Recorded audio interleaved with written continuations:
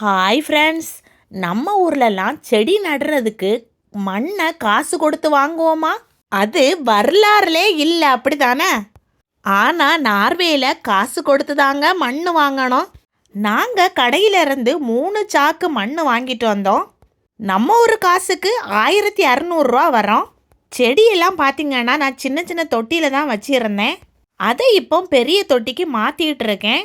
அப்புறம் நம்ம லாஸ்ட் வீடியோவில் நான் லைப்ரரியிலேருந்து நிறைய விதைகள் எடுத்துகிட்டு வந்தேன்.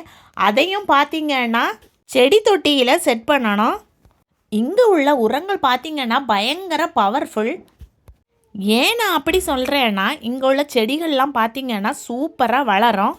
நாங்கள் இப்போ ஃபேமிலியாக சேர்ந்து தொட்டியில் வித்துக்களை செட் பண்ணிக்கிட்டு இருக்கோம். இந்தியாவில் எங்கள் வீட்டு பக்கத்தில் இருக்க மண்ணை கொண்டு வந்து நார்வேயில் விற்றா நான் நம்பர் 1 பணக்காரி ஆயிடுவேன்னு நினைக்கிறேன். அப்போ வீடியோ பற்றி லைக் பண்ணுங்கள்.